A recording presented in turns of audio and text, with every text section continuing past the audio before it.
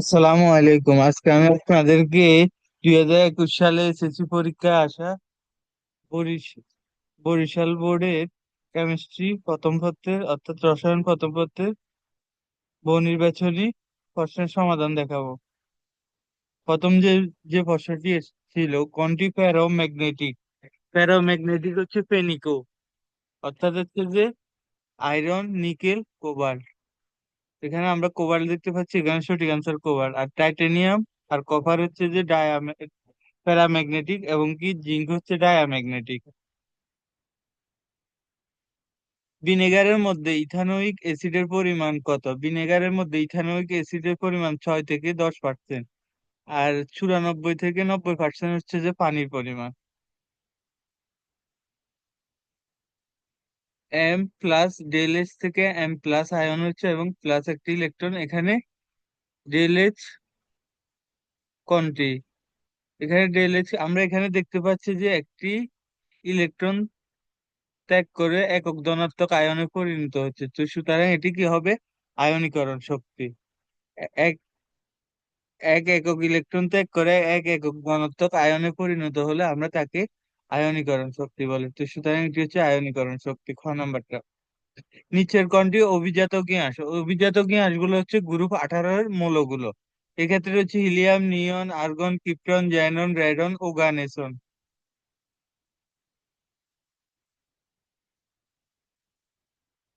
তো সুতরাং এখানে সঠিক উত্তর হবে জ্যানন। উর্বর মাটির অত্য অনুকূল পিএইচ কত? 5 থেকে 6। অ্যামোনিয়ামের আকৃতি কেমন? অ্যামোনিয়ামের আকৃতি হচ্ছে চতুস্থলকীয়।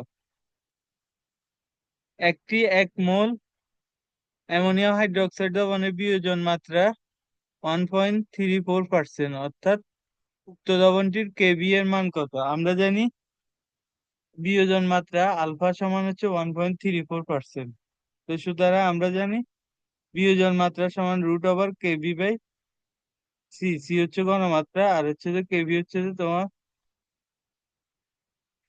অ্যাসিডের বেস বেসের বিয়োজন বিয়োজন ধ্রুবক। তো সুতরাং বিয়োজন ধ্রুবকটা যদি আমাদের বাইর করতে হয়, তাহলে আলফা স্কোয়ার ইন্টু সি, আমরা মানগুলো বসাই পাই 1.79 ইন্টু 10⁻⁻⁴। পরমাণুতে অরবিটাল সম্পর্কে ধারণা পাওয়া যায় কোন কোয়ান্টাম সংখ্যা থেকে? সহকারী কোয়ান্টাম সংখ্যা থেকে। 25 ডিগ্রি সেলসিয়াস তাপমাত্রায় Na2 4 এবং 2NO2 এর সাম্য মিশ্রণে আংশিক চাপ যথাক্রমে এত ও 0.69 এটিএম এবং 0.31 এটিএম। N2O4 এর বিয়োজন বিক্রিয়ার কেপি এর মান কত? কেপি এর মানে হচ্ছে যে PnO2 স্কোয়ার হবে, যেহেতু উৎপাদ হচ্ছে যে টুইটা, ওই কারণে। আর হচ্ছে Pn2O4, আমরা যথাক্রমে মানগুলো দেওয়া আছে, মানগুলো বসিয়ে পাই 0.139। তাই এখানে অ্যান্সার হবে 4 নাম্বারটা, গ নাম্বারটা। L2 উপশক্তি উপ L2, L সমান 2 হলে উপস্তর কোনটি? এখানে আমরা দেখতে পারি L সমান 0 হলে হচ্ছে যে S উপস্তর, L সমান 1 হলে হচ্ছে P উপস্তর, L সমান 2 হলে D উপস্তর, আর L সমান 3 হলে F উপস্তর। তো সুতরাং এখানে সঠিক উত্তর হবে যে গ নাম্বারটা বা 3 নাম্বারটা। অরবিটাল সময়ের সঠিক শক্তির স্তরের ক্রম কোনটি?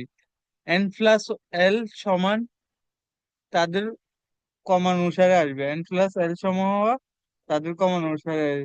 3D আমরা যদি দেখতে পারি 5, তারপর যে হচ্ছে 4p5, আর হচ্ছে 3s এখানে 3। প্রথমে 3s এ ঢুকবে, তারপর যে হচ্ছে যে 5 এখানে দুইটাতে, যা n মান কম, অর্থাৎ তারপর 3D তে ঢুকবে, তারপর যে 4p তে ঢুকবে। তো সুতরাং 3s 3D 4p, এখানে ক নাম্বারটা সঠিক অ্যান্সার। 2ns3 সমান n2+3s2। কেসি এর একক কত? আমরা জানি ডেল এন এর হচ্ছে যে উৎপাদের N2 - N1। N2 হচ্ছে উৎপাদের সংখ্যা মাইনাস বিক্রিয়কের সংখ্যা। আমরা এখানে দেখতে পাচ্ছি উৎপাদের সংখ্যা 4 মাইনাস বিক্রিয়কের সংখ্যা হচ্ছে যে 2, সর্বমোট 2। সুতরাং এখানে এককের ক্ষেত্রে হবে স্কোয়ার, সুতরাং মোল square litre to the power minus square. তো সুতরাং সঠিক অ্যান্সার হবে ক নম্বরটা। ইলেকট্রনের চার্জ কত কুলম্ব? 1.6 into 10⁻⁻⁹ coulomb. খ নাম্বারটা এখানে সঠিক অ্যান্সার। কভারের 19তম ইলেকট্রনটি কোন অরবিটালে যায়? কভারের 19তম ইলেকট্রনটি 18তম ইলেকট্রনটি হচ্ছে যে তোমার আর্গনের ইলেকট্রন বিন্যাস, যেখানে 3s2 3p6। তো সুতরাং পরবর্তীটা যাবে 4s এ। কপারের পরবর্তী ইলেকট্রন যে খ নাম্বার 4s এ। মানুষের রক্তের পিএইচ কত? 7.4। কোনটি ইলেকট্রন আসক্তি বেশি? আমরা জানি এখানে ফ্লোরিনের ইলেকট্রন আসক্তি বেশি হওয়ার কথা, কিন্তু ফ্লোরিনের ইলেকট্রন আসক্তি থেকে ক্লোরিনের ইলেকট্রন আসক্তি বেশি হবে। কারণ হচ্ছে যে ক্লোরিনে স্পেসটা বেশি, তোমার ফ্লোরিনে স্পেসটা কম। ওই কারণে একটা নতুন ইলেকট্রন যদি আমি প্রবেশ করাতে চাই অল্প জায়গা থেকে, আমিও ক্লোরিনে বেশি প্রবেশ করাতে পারি। ওই কারণে ক্লোরিনে ইলেকট্রন প্রবেশ করা সহজ, ওই কারণে ইলেকট্রন আসক্তি ক্লোরিনে বেশি।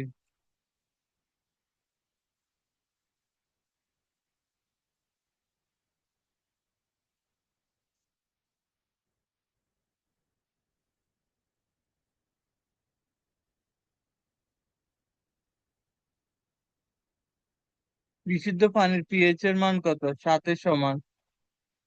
ডি উভয় স্তরে অরবিটাল কয়টি? ডি উভয় স্তরে অরবিটাল হচ্ছে 5টি। D x y d y z d z x d x square minus y square plus d z square.